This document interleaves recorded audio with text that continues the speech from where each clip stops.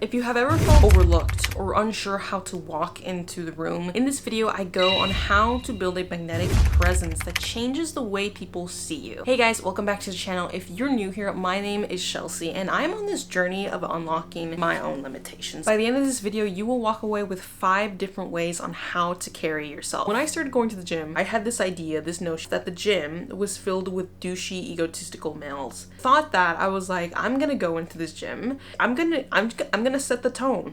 And the tone was basically having an RBF face. The way I would walk into a room is the way I was portraying myself to people, and I was trying to convey something. And what I was trying to convey is like, don't pick on me, I'm not that person or something like that. I don't know why I thought going to the gym was as if you were going to high school.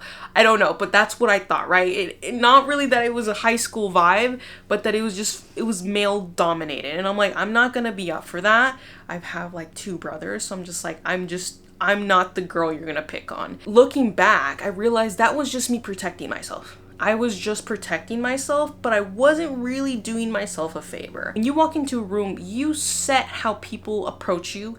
You set almost like it's an invisible line on how people will perceive you, how people will approach you. And when I was walking into the gym with an RBF face, I was setting myself up like, you do not want to talk to that girl.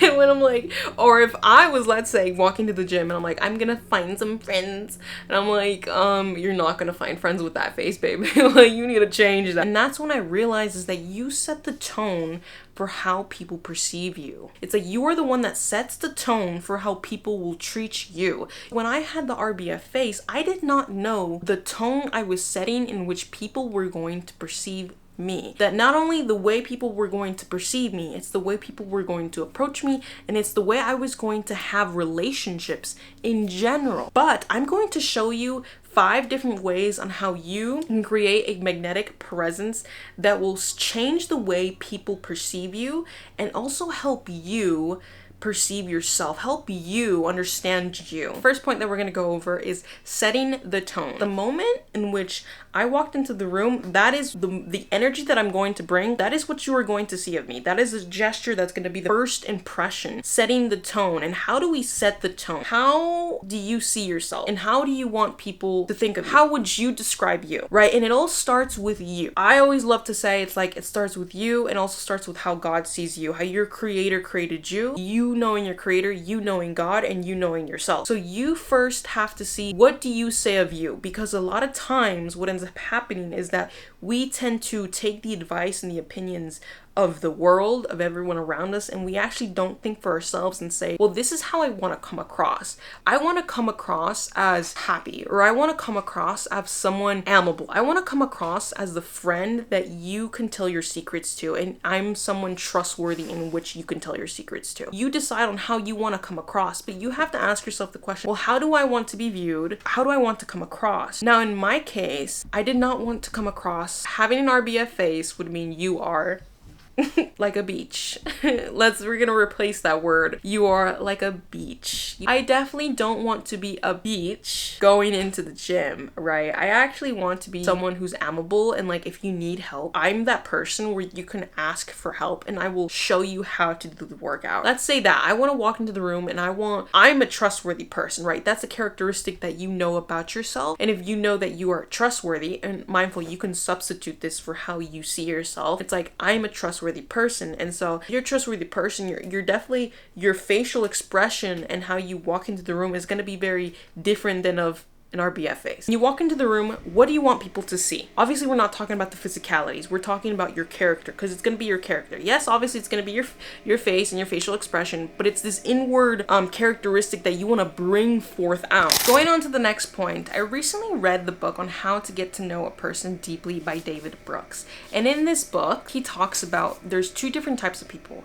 There is an illuminator and there is a diminisher. An illuminator shines the light on other people. There's a focus on someone else. There's an active curiosity that you have about other people. And what a diminisher does is that it makes you small and it makes you feel unseen. When I first started going to the gym and I had this RBF face, I realized, well, what exactly was I portraying with my face? The RBF face. The face that said just like, I'm protecting myself, I'm guarding myself, don't mess with me, I'm not the person one to mess with. I was like, I'm definitely not setting something trustworthy. I'm definitely not going to make friends like that. But one thing I've realized is that I asked myself this question: are you an illuminator or are you a diminisher?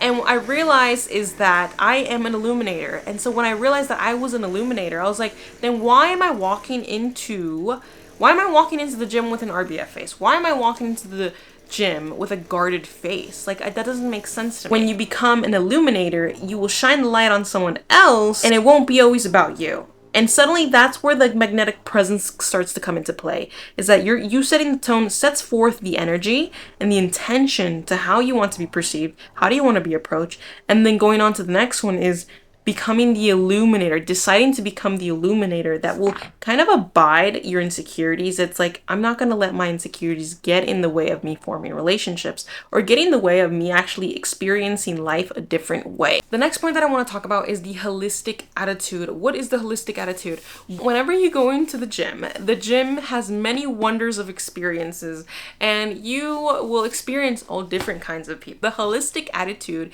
if I was to sum it up in one word, the holistic attitude is zoom out. In the past, whenever someone would give me like a stink eye, or I would note something was off and I didn't know this person, I'd be like, what is wrong with you? But I would be like, why off the bat don't you like it? And I only got that from a small interaction. How does having the holistic attitude help you create a magnetic presence when you walk into the room? You have the choice, you have the decision on seeing everyone's gestures, because normally, as I said before in the last point, people are in their environments. People are just in their outlooks, and most of the time people are in their phones. And when people are in their phones and then they start to see that they are in this environment and they're starting to become more present when they put the phone away, you will see that some people they will react based on how they were raised, they're just in their environment. It's so easy for people to misjudge you. It's so easy for people to misread you because when they're not paying attention to you. And so when it comes to having the holistic attitude, you're able to nitpick people and be like, oh, this person's going through a breakup, or this person is having a bad day. You're able to tell when someone's having a bad day. And what the holistic attitude gives you, it gives you the opportunity of like, I'm gonna zoom out. Zooming in would be, you treated me this way and you gave me this stink eye, and therefore because of this I don't like you. It's like, it's so easy to do that. When you zoom out, you will start to see, I'm seeing that you're having a bad day.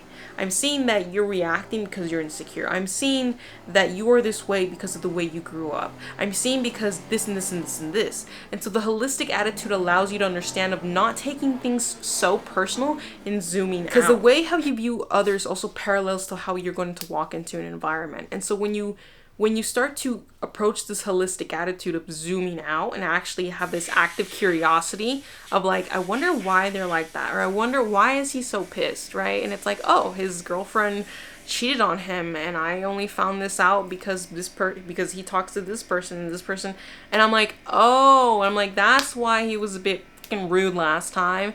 And so it's just like, it's like if you start to zoom out, you will start to see it's like, oh, it's bigger than this. Going on to the next point is self-perception is not spoken about it in the book of How to Get to Know a Person by David Brooks, but it is a point that says you can train on how people see you. You have the control on how you show up in the world, how you speak to yourself, how you carry yourself. You set forth those intentions. That is in your control. The rest of how people will perceive you, most chances they will perceive you how you set the tone. Most likely it will be that. But if it's not that, the thing I will say and I would tell you is just that you can't control other people. And one thing I've learned is that if I can't sometimes change certain aspects about myself, why on earth am I going to change other things for other people if I can't even do it for myself? And so then it comes to this self-perception of like, well, this much I know and this much I am in control. It's just the way God sees me and the way I'm having the relationship with myself. That's all that matters. If that person wants to decide that they don't like you, babe, you can't really do nothing about that. It's like, people are gonna think whatever they want, and so it's not being changing. It's not ever changing into the mold and conforming to society around you. It's like you get to decide how you're going to create that magnetic presence. I remember discussing this in another video, and I was saying in this video, I'm like, you do not need to meet everyone. Not everyone needs to know you. Not everyone needs to like you. And it's this like small little tingly conviction. What a word, right? What a sentence. It's this small little like secret of just like, not everyone's going to like you, and you don't even need to meet everyone. Like, you don't really need to meet everyone. And it's having this conviction that God loves you. He loves you so much, and there's certain things that you do not know, not even about yourself. And when you start to explore this relationship with Jesus, and you start to also understand yourself, when you understand him, you also start to show up differently in the world. The full takeaway with this video is how do you walk into the room?